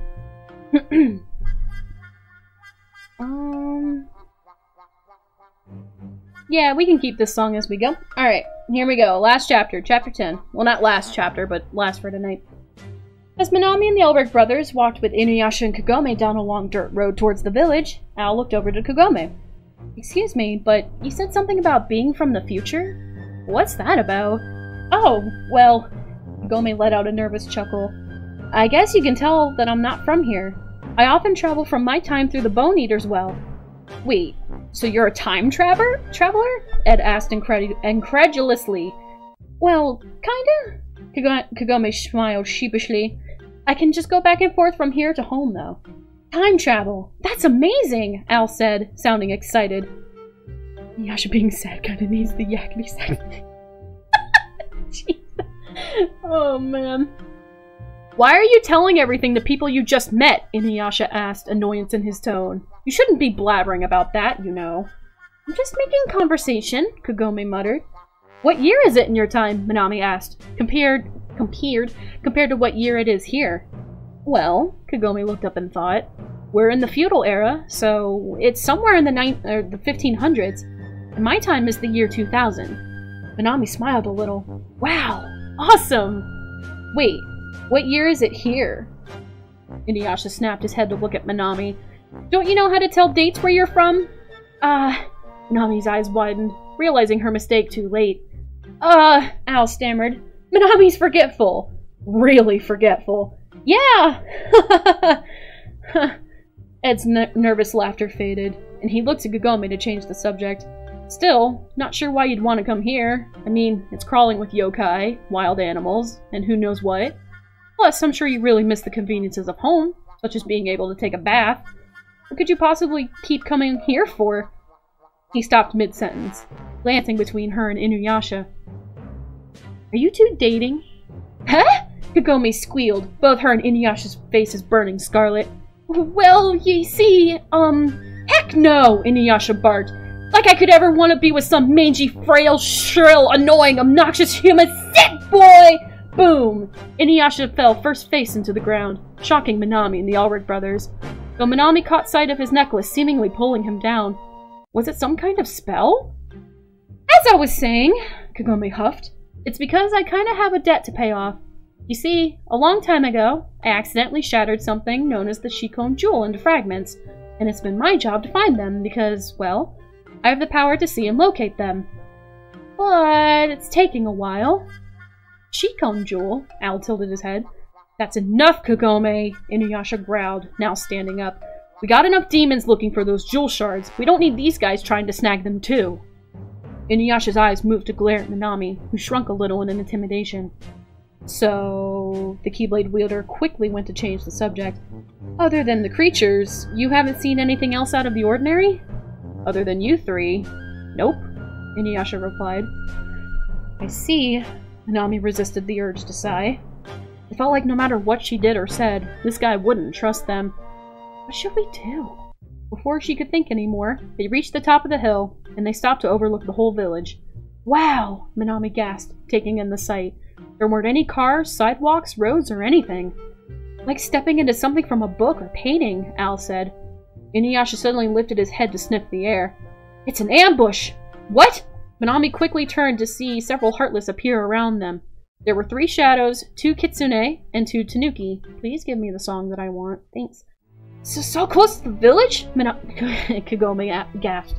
We can't let them get in! Minami summoned her Keyblade and stood in a battle-ready stance, while Inuyasha pulled his giant sword out of his little sheath. The shadows attacked first, attempting to headbutt and slash at them with their claws.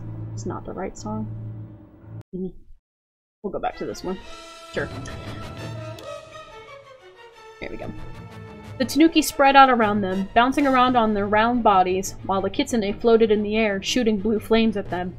Inuyasha wasted no time, slashing at one of the tanuki, but it simply bounced over him and avoided the attack. Before it could get away, Al threw his lance like a javelin and managed to hit it. Meanwhile, why did I say meanwhile? Minami, I'm going to make an opening for you to attack, Ed called. Ready? Minami nodded firmly and braced herself. Ready! Ed clapped his hands, transmuting a wall that exploded into a blast of stones, pelting the Kitsune Heartless and making them flinch. Now! Minami charged, wailing on all of them with slash combos, before finishing with a fire roll for initiative. Pretty much! Before finishing with a fireball that exploded in their faces. They suddenly disappeared, and for a moment, Minami thought she defeated them, but she quickly turned and saw that they had merely teleported a safe distance away from her. Ed followed up by transmuting sharp icicles and shot them, managing to land a few more hits. Meanwhile, the Tanuki Heartless were still bouncing around, knocking Al around with their tails. Ugh, get away!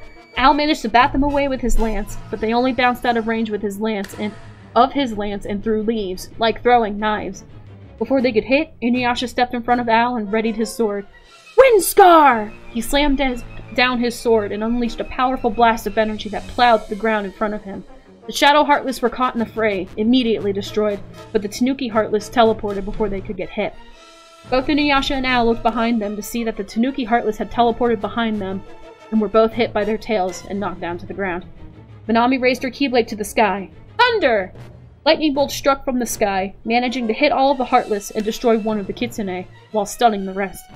Ed took this opportunity to transmute stone fists that rose from the ground and knocked the remaining Heartless away, so that Al and Inuyasha could get up. Before Minami could ask if they were alright, the other Kitsune Heartless attacked her, pelting her with a ball of flame. Kagome raised her bow and shot an arrow at the kitsune, but it had disappeared before it could land.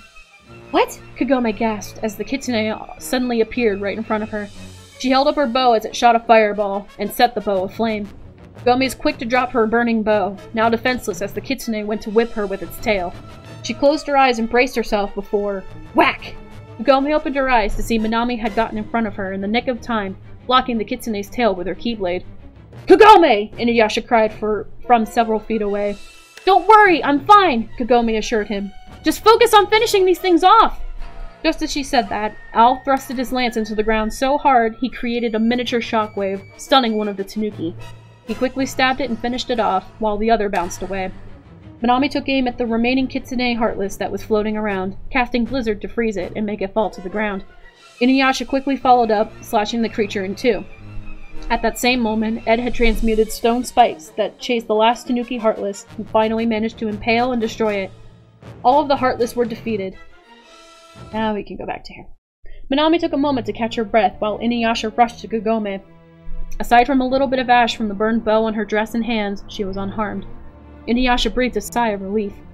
Don't worry, I'm fine, really! Minami was able to jump in just in time, she assured him, looking down at what used to be her bow on the ground.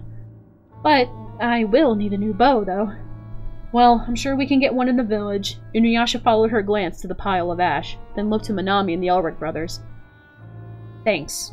He seemed reluctant to say it. Al blinked. Oh, for helping you? You're welcome. Not that! Inuyasha sighed heavily. I can handle those things in my sleep. I only said that because she kept Kagome from getting hurt. Thank you, Minami. Kagome smiled warmly at the Keyblade wielder, making her smile back at them. No problem at all. She turned to look to the village. We should hurry before more show up. The group made their way to the village, and to their relief, they found that there was a marketplace. Actually, here we go. Inuyasha went with Kagome to a weapons merchant to get a new bow, leaving Minami and the Elric brothers alone for a moment. They looked around, noting that nothing that was sold here would be necessarily useful on their journey, but Al was the first to notice one particular stand. Hey, isn't that... He pointed. It's that cow from before. Minami and Ed looked over and saw Arakawa. Minami smiled at the sight of her as she led the Elric brothers to approach her stand. They immediately saw what she had to... saw what she had for sale could be of good use to them. New items, accessories, and weapons. Below, there was a sign that read, all proceeds go to a dairy farm. I don't like it, Ed muttered. Cows make milk. Can't trust them. But we can use some of this stuff, Al looked down to Ed. At least, whatever we can afford. Huh. It also says she saves progress, too. What's that mean? Do you wish to save? Better safe than sorry, Minami nodded. Arakawa then pulled out a pen, and the trio watched as she began to draw. It looked like she was drawing manga panels, documenting the team's exploits up until that point. She drew it at an amazingly rapid pace, finishing within a minute or two. When she finished, Arakawa put away the drawings along with the pen and wiped her brow with a sigh of phew. The trio stared at her in disbelief. How does she? Ed trailed off. I don't think we should question it, Al chuckled nervously. Thank you, Arakawa, Minami grinned, deciding to just roll with it. The little cow nodded before gesturing to the items that she had for sale. Yeah, I'll just read out the whole item list. Okay, so I will say, the reason why I have it like this was because when Juicebox and I were initially writing this in roleplay form, we took the approach to make it more like a video game. So that's why you see things of like, oh, learned guard, or mission initiative, or and I already said learned guard, but here we see all the items for sale. We actually have like, kind of like a video game style way of going about it. But anyway, potion heals HP, ether recovers MP, Arakawa farms milk, boosts defense temporarily, but only for Minami, antique pocket watch, accessory for Edward, increases magic slightly, kitten plush, accessory for Alphonse, decreases defense slightly, blue pineapple charm, accessory for Minami, increases attack and magic slightly, elemental gloves, weapon for Edward, increases magic and attack, night lance, weapon for Alphonse, increases attack and defense. Manami glanced in her wallet to check her funds before making a new purchase. Purchased 3 potions, 1 ether, and the blue pineapple charm. Manami paid Arakawa and was handed the items. She put on her new charm, smiling at the sight of it. The trio moved on, looking through the village as they walked. Everything and everyone seemed to be so primitive. Occasionally, someone would approach them and either ask Al about his armor, or ask Ed if he was a yokai, or ask Manami where she got her amazing clothes. If someone calls me an imp one more time, I swear. Ed's eyebrow was twitching. People want to buy my armor, but I am the armor. It's weird, Al complained. Where the hell did those 2 go? Ed looked around. This village is starting to get on my nerves. Up here! The trio turned and looked up to see that Inuyasha was standing atop one of the roofs of the houses, carrying Kagome on his back. Sorry we took so long, Kagome waved. You done yet? Inuyasha asked. We're gonna go to Kaede's place to ask her what to do next. I'll lead you there. Kaede? Manami blinked, not recognizing the name. The village priestess, Kagome clarified.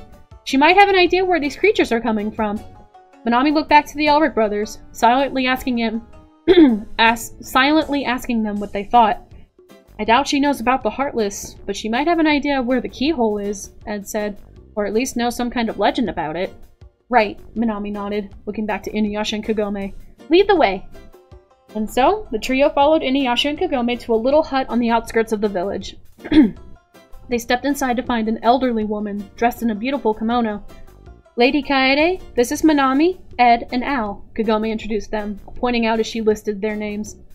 Kaede looked at them, as if she were focusing on them. I sensed something about these 3. Something bad?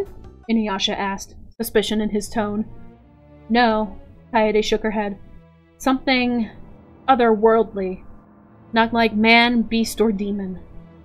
Manami cleared her throat, visibly nervous.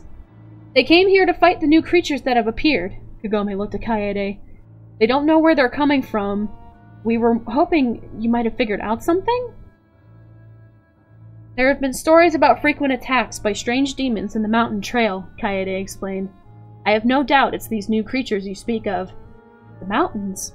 Strange, Kagome looked up and thought. I haven't detected any sacred jewel shards from that direction. Well, we know that they're not demons, so it's possible they're not after the jewel shards, Inuyasha frowned. Either that, or maybe they figured out a way to hide them under our noses. Literally. I haven't even picked up the scent of Moroku, Sango, Shippo, or Kilala anywhere.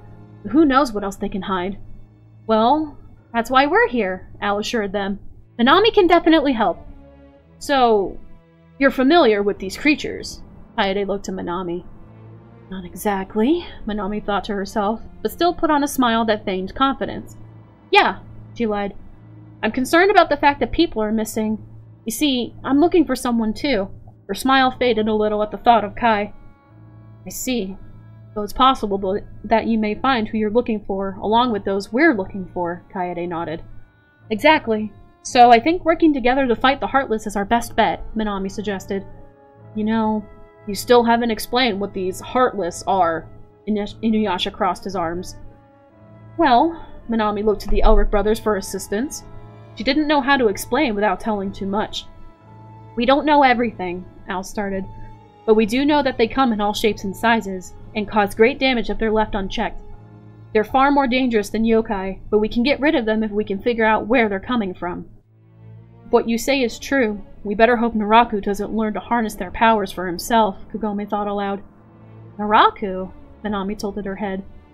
Naraku, a man who allowed demons to devour his flesh, so that he himself could become a demon, Kagome explained. And a coward who would do anything to get the sacred jewel shards, Inuyasha added. Knowing him, he'd likely want to exploit these Heartless for his personal gain. Anything it would take to boost his own power, he'll do it. I hate to be the bearer of bad news, Ed frowned, but if that's the case, that could be why your friends are missing. He could already be using these Heartless to capture you one by one.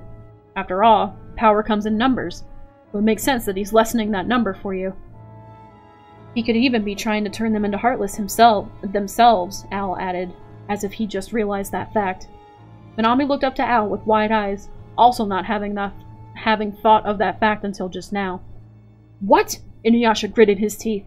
If he can do that, then what are we waiting for? We have to get to the mountains as soon as possible. Proceed with caution, Inuyasha, Kaede warned. If Naraku has found the source of these creatures first, he's likely awaiting your arrival to spring his plan into action. The elderly woman looked to Minami and the Elric brothers.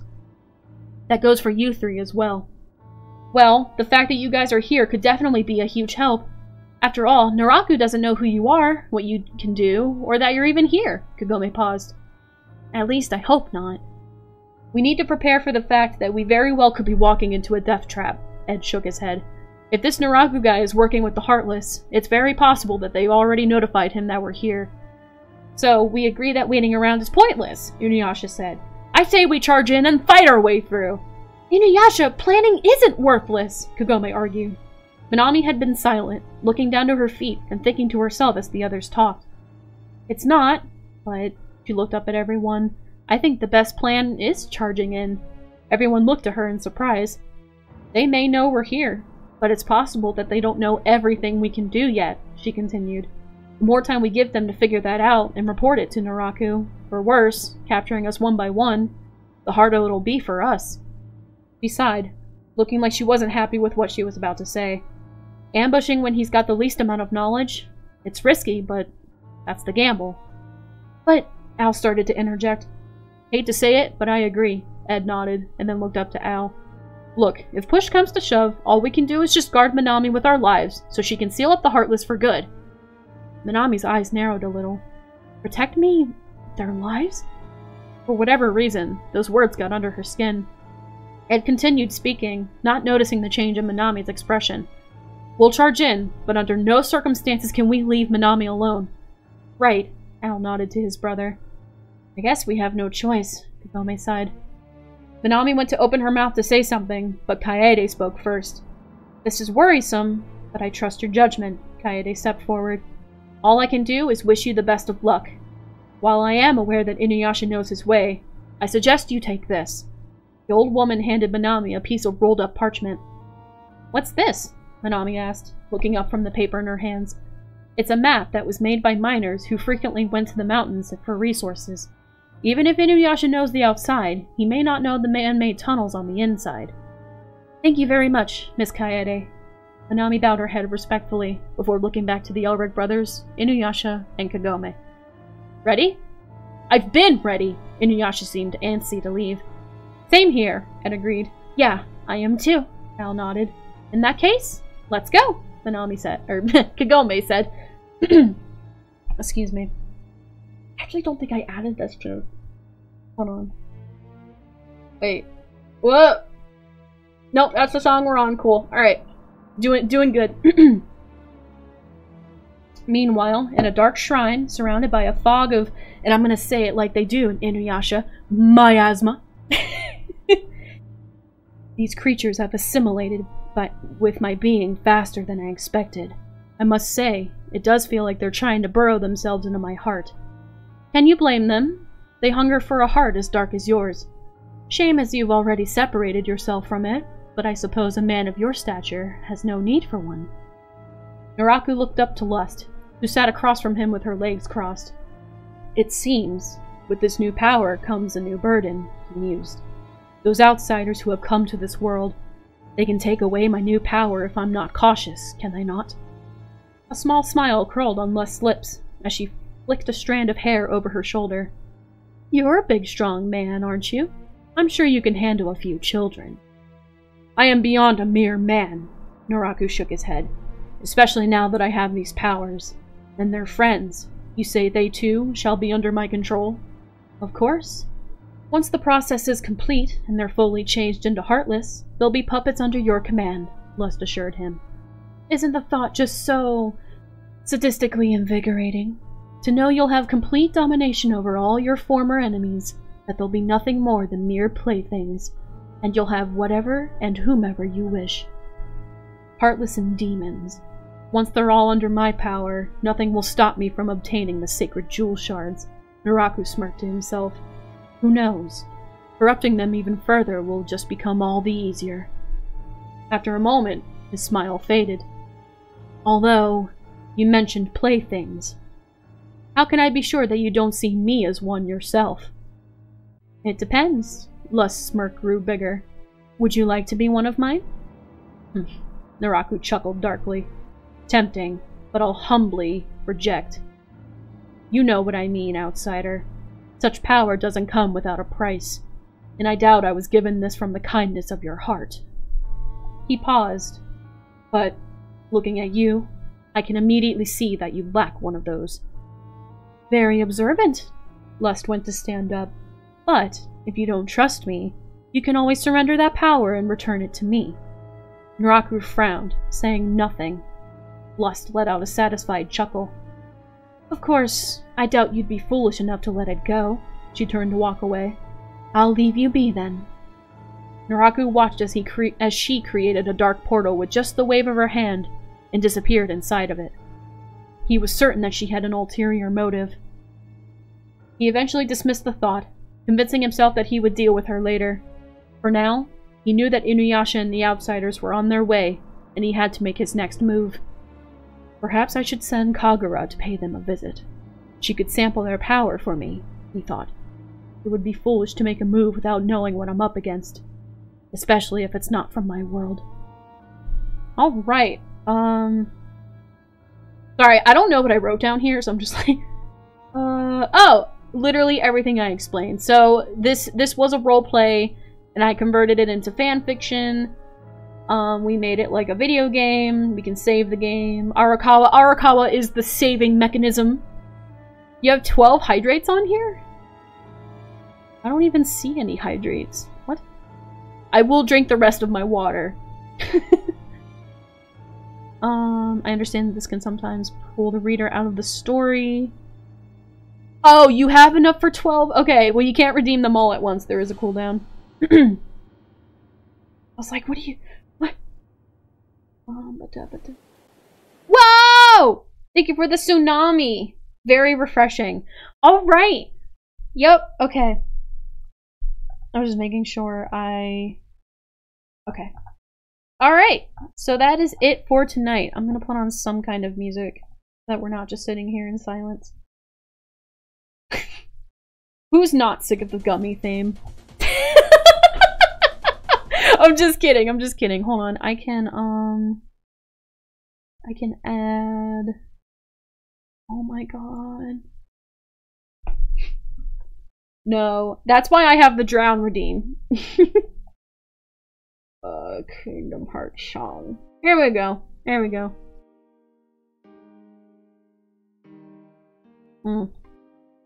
Alright.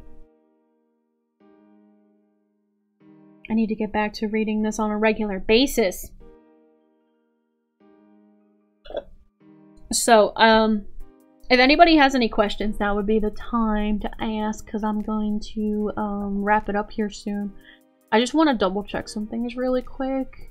So yeah, we are at chapter... Okay, we just finished chapter 10. So we have 18 chapters currently online, but this is a project that's like current. It's not finished. We're still working on it. So I'm hoping... Probably from here on out, I'm probably going to just read 2 chapters per stream. So this, what? 1, 2, 3... So that's 4 streams right now. Lined up for the future. Kingdom Hearts for the DSi, that's super cool. Yeah, I need to get writing because we're a little, like, I would say there's probably like 4 more chapters beyond what I have uploaded here, but I just need to finish writing. So, I do want to go back to, I think it was chapter 8. Yeah, so pretty much for anyone who was here back when I was the Keyblade wielder Minami and reading this story, this entire scene with Kai and Lust was removed because it would be weird for the protagonist to read Kai's perspective, even though she has no idea where he is currently. So that is also the benefit of me reading this story, because I can just read everybody's perspectives and whatnot. So there's plenty more Kai scenes that we see. Not a whole bunch. And there's a reason for that, you know, will be revealed, like, later on. But I want to emphasize, like, it was just weird reading the story without those those scenes with Kai, because it's still storytelling and world building and stuff, even though Minami doesn't know what he's up to at the current moment. It's nice to be able to address the things that are happening behind the scenes, I guess. I guess that's all I really have, to be honest with you, unless if anybody has any questions, but you can probably hear in my throat how tired my voice is, so alright, I was seeing who was live. I think I'm gonna raid Ryu tonight. He's currently playing Final Fantasy. I won't play Final Fantasy. Unless if anybody has any questions. Yes, exactly. Imagine Kinami reading that, like, wait, what? Exactly. So I had to cut it out, and I just didn't like doing that. So I'm glad I could read him. I can read those scenes now. I'm the most amazing Frisk. I'm a goddess! I'm not Frisk. Listen! Do you really see— oh, I typed Frisk. I typed the wrong Frisk. Is there, like, really— do you really see it? I don't see it. I don't see it. My hair is a different shade of brown. I guess, okay, with the blue and purple, you could argue that that's pink, but like, the purple on my dress is kind of that close to that. Chris doesn't wear a tiara. I don't wear a sweater. My hair is way longer.